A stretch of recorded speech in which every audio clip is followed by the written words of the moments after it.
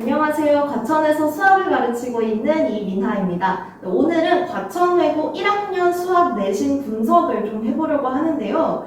일단 목차를 같이 봐주시면요. 일단 첫 번째로 과천외고 내신 특징에 대해서 말씀을 드리려고 합니다. 그래서 제가 준비한 문제들은 딱 올해 1학기 중간고사 문제들로 준비를 했고요.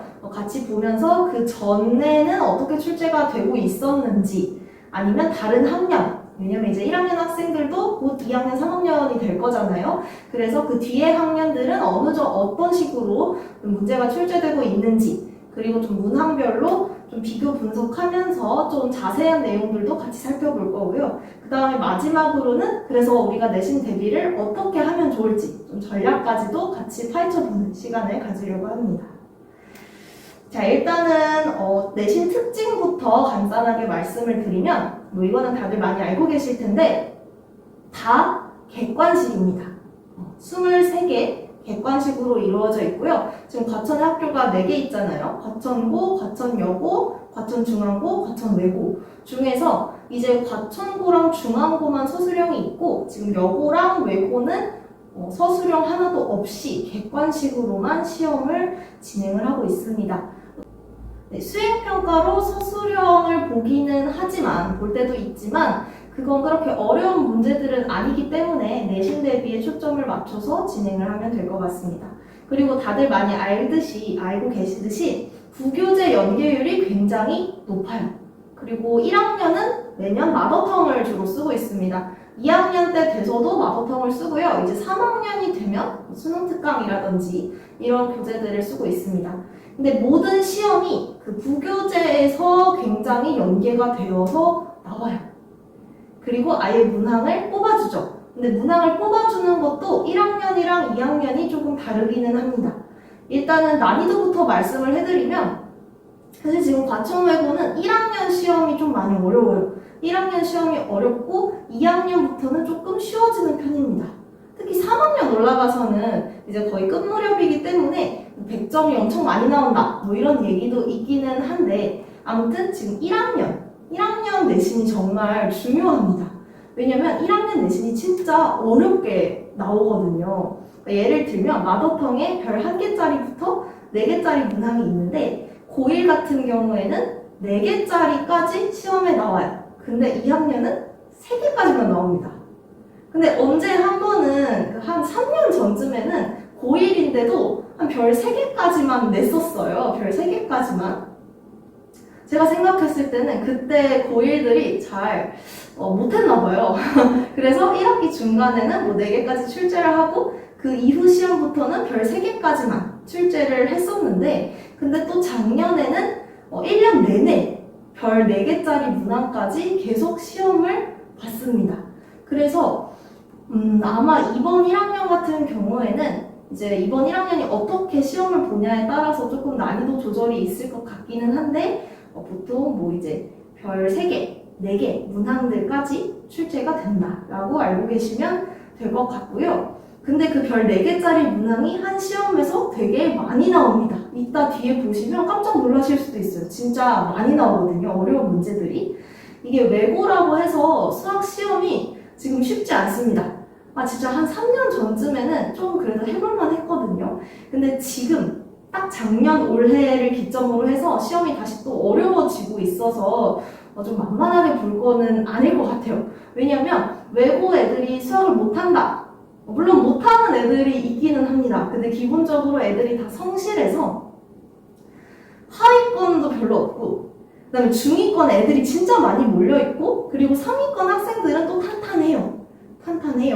그래서 제가 요 윗부분에 바로 중위권에 상당히 많은 학생들이 몰려있다 라고 했는데 진짜 보시면은 지금 1등급 컷이 81.2점이잖아요. 근데 이제 밑에 내려가다 보면은 이 4, 5등급 구간이 되게 촘촘해요. 되게 촘촘해서 4등급 컷이 58.6점인데 5등급 컷이 53점이죠. 그러니까 지금 요 사이에 50명 정도가 몰려있는 거예요. 이 50몇 점대에. 그래서 실제로 학생들이 시험을 보고 나왔을 때 이제 애들 사이에서 이제 너 몇 점 맞았냐 이렇게 물어봤을 거 아니에요? 근데 그렇게 물어봤을 때 애들이 대부분 다 50점대가 진짜 많다고 그랬거든요. 근데 이게 지금 학교에서 공개한 등급 컷인데 진짜로 이 50점대 학생들이 굉장히 많습니다. 그러면 사실 조금 바꿔서 생각하면 조금만 더 높게 하면 조금만 더 공부하면 3등급 안쪽으로 들어설 수 있다는 겁니다.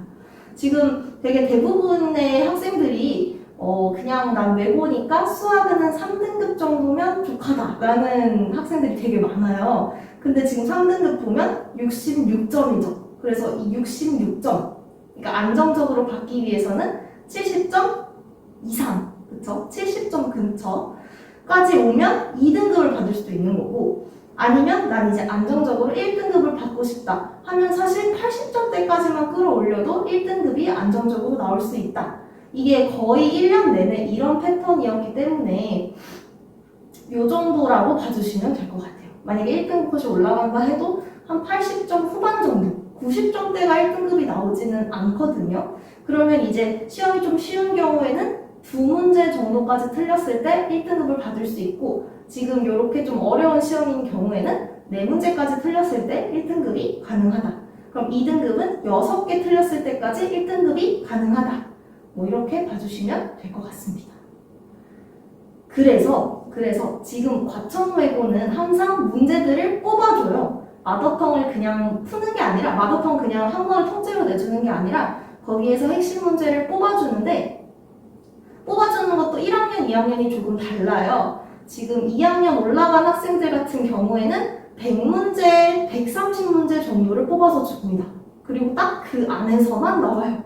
근데 작년 1학년도 그렇고 이번 1학년, 지금 1학기 기말 핵심 문제까지도 나왔는데 각 단원별로 5개씩만 뽑아줍니다. 그래서 핵심 문제가 한 20개 정도밖에 안 됩니다. 20개. 그럼 나머지 문제들은 다 밖에서 나오는 거예요. 왜냐면 작년에도 핵심 문제를 한 20개 정도 뽑아줘놓고 20개 정도를 뽑아줘놓고 거기서 한 5개, 6개 정도를 변형해서 출제를 하고 나머지는 그냥 뽑아주지 않은 마더텅의 문제들. 근데 이거는 이따가도 말씀을 드리겠지만 마더텅 문제가 당연히 많아요. 되게 두껍잖아요. 한 단원에 150개에서 많은 단원은 250개까지 있습니다. 그러면 한 단원당 200문제라고만 쳐도 한 번 시험을 볼 때 4-5개 단원씩 시험을 보니까 한 600개에서 800개 정도의 문제들을 풀어야 하는데, 그쵸? 그러니까 지금 1학년 시험이 이만큼 어렵다는 거예요. 왜냐면 2학년은 뭐 솔직히 그냥 난 이거 다 외워서 풀겠다 하면 이제 100 몇 개 그냥 계속 돌려서 푸는 건데 1학년은 지금 그거는 어려운 상황이다. 그리고 심지어 그 뽑아주는 핵심 문제 20개가 별 4개짜리 문항이에요. 별 4개짜리. 자, 마더텅에서 제일 어려운 문제가 별 4개짜리입니다. 그러니까 모의고사 문제로 따지면 21번, 30번, 뭐 29번, 뭐 이런 문제들이라서 그 핵심 문항을 어떻게 소화하는지가 등급을 가르는 관건이기는 한데 사실 그것도 여기 이제 1, 2등급 왔다 갔다 하는 학생들한테 해당되는 이야기고 사실 그 밑에 학생들은 그 앞부분을 다 가지고 가야 하기 때문에 이제 좀 시간 싸움을 진짜 많이 해야 할 것 같아요. 뭐 이거는 다른 학교도 다 마찬가지겠지만 그래서 올해 중간고사 문항을 좀 더 자세히 살펴보면 제가 지금 여기에 1번부터 13번까지 문제를 갖고 왔습니다. 근데 다들 보면 어떻죠? 문제의 난이도가 하, 중하, 중. 뭐 한 여기 지금 한 10번대 들어서면서부터 중 난이도의 문제들이 들어서는데 지금 그래봤자 12번도 그렇고 13번도 그렇고 제가 옆에 출처를 써놨습니다. 이 출처를 써놨고요. 얘네는 다 마더텅에 있는 문제들이에요. 뭐 뽑아준 문제는 아니지만 마더텅에 있습니다. 그래서 1번부터 13번까지 다 더해보면 52.4점이에요. 그 아까 위에서 다시 보시면 외고 학생들이 되게 성실해서 여기 지금 깔아주는 학생들이 없어요. 8등급 컷이 30점, 7등급 컷이 40점 이게 지금 과천에 있는 다른 일반고에 비하면 진짜 이 밑에 깔리는 학생들이 하나도 없는 거거든요. 그래서 지금 딱 1번부터 13번까지 더했을 때가 52.4점이니까 딱 중간, 그러니까 대부분의 학생들이 이 앞에 있는 1번부터 13번까지는 다 가지고 갔을 겁니다. 이 뒷부분이 중요한 포인트가 되겠죠. 자, 그래서 그 중요한 포인트가 될 14번부터 23번 문항을 같이 보시면 지금 제가 난이도를 상, 중상 이렇게 분류를 해놨는데 상이라고 한 문제들은 마더텅에 있는 별 4개짜리 문항들이고요. 중상이라고 되어 있는 문제들은 마더텅에 있는 별 3개 문항입니다. 근데 지금 보시면 핵심 문제가 굉장히 많죠. 핵심 문제가 6개예요. 그러니까 아까 말씀드렸다시피 과천외고는 지금 핵심 문제를 한 20개 정도를 뽑아서 6개 정도를 다시 여기다가 낸다는 거예요.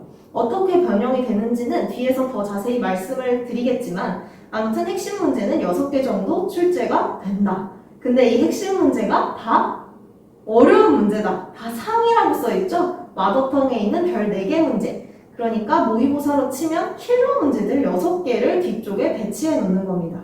그 다음에 외부 문제가 2개 있죠. 외부 문제 같은 경우에는 마더텅에도 없고 교과서에도 없는 문제들. 근데 이제 딱 봤을 때 그냥 시중 문제집에서 또 흔하게 볼 수 있는 문제들은 아니거든요. 약간 좀 새로울 수 있는 문제들이라서 이 문제들에서 학생들이 좀 당황했을 수 있을 것 같아요. 왜냐면 이제 풀다가 다 아는 것만, 왜냐면 이제 잘하는 친구들은 풀다 보면 문제를 기억할 수밖에 없어요. 이제 보면은 나 이거 풀었던 거다 라고 대부분 기억이 나는데 지금 이 외부 문제들은 풀어본 적이 없을 확률이 높아요. 그래서 아마 여기서 잠깐 당황했을 수 있을 것 같고, 그 다음에 19번, 20번은 마더텅 자체 문제, 그 다음에 20번은 2019년 6월 학평 29번 문제. 요것도 출처를 제가 적어놨습니다. 그래서 얘네는 뭐냐면 핵심 문제는 아니지만 마더텅에 실려있는 문항들. 그래서 아이들이 한 번 이상은 풀어봤을 문제들입니다. 그러니까 결국에는 딱 2개 빼고는 다 마더텅에 있는 문제였긴 해요. 그래서 쉽지 않냐라고 할 수 있겠지만 쉽지가 않습니다. 왜냐면 핵심 문제 자체가 너무 어렵기 때문에. 그리고 14번 같은 경우에는 문제 오류가 났었어요. 문제 오류가 있어서 그래서 이제 평균이라던가 등급컷이 조금 한 2, 3점 정도씩 올라갈 수 있을 것 같습니다.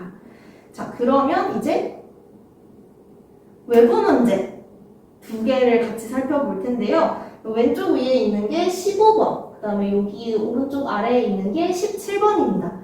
15번 같은 경우에는 2차 함수 최대 최소 문제였는데, 자, 여기 문제 시작할 때 보시면 여기 마이너스 2a분의 b라고 출발을 해서 좀 당황할 수 있겠지만 좀 공부를 열심히 한 친구라면 여기가 꼭지점이지 라고 알아챌 수 있었어야 할 겁니다. 그리고 17번 같은 경우에도 차수가 되게 높아요.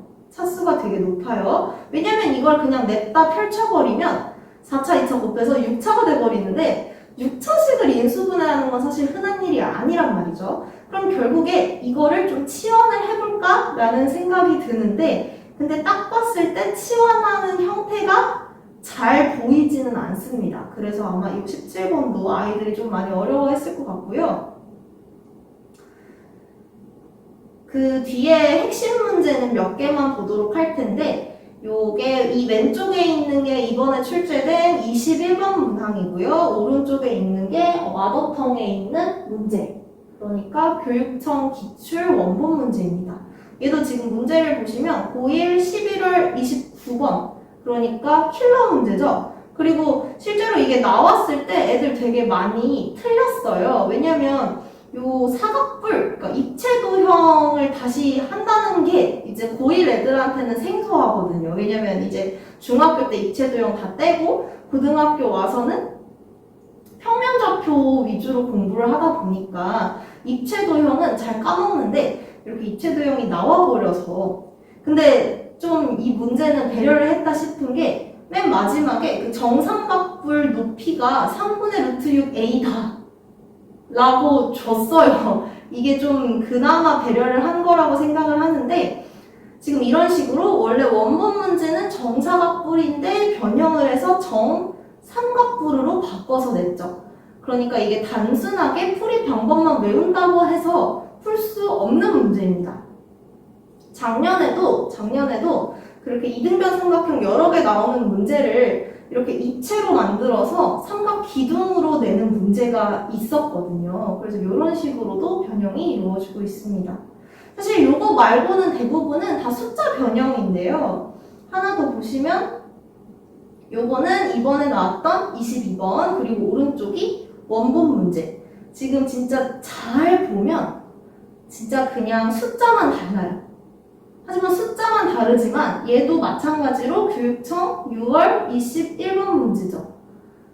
이게 내신이 50분 동안 시험을 보는데 그 시간 안에 이렇게 킬러 문제를 6개를 숫자 바꿨다고 해서 애들이 막 다 풀어내지 못합니다.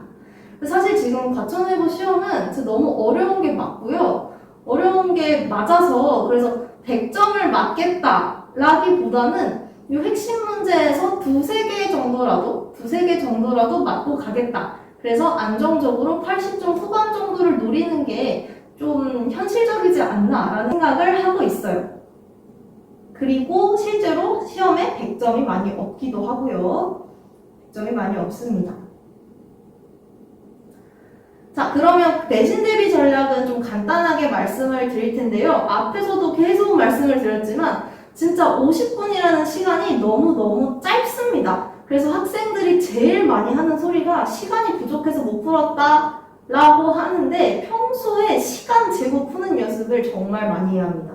그래서 저는 시간 재고 푸는 연습, 마킹하는 연습, 그리고 애들이 마킹을 그렇게 많이 틀려오더라고요. 그래서 마킹하는 연습까지 좀 철저하게 시켜서 내가 시간 안에 몇 개나 풀 수 있고, 이게 좀 전략이 잡혀야 하는데 애들이 그게 없어서 앞부분에서 하나 막히면 그거 잡고 있다가 뒤에 다 놓치고 이런 경우가 있거든요. 근데 이게 시험이 보시면 알겠지만 꼭 뒤로 갈수록 어려운 것도 아니고 내가 잘하는 단원과 못하는 단원이 있기 때문에 반드시 실전 연습을 하면서 어떤 문제를 먼저 풀고 그리고 제낄 거 제끼고 이런 식으로 공부를 하는 게 좀 필요할 것 같습니다.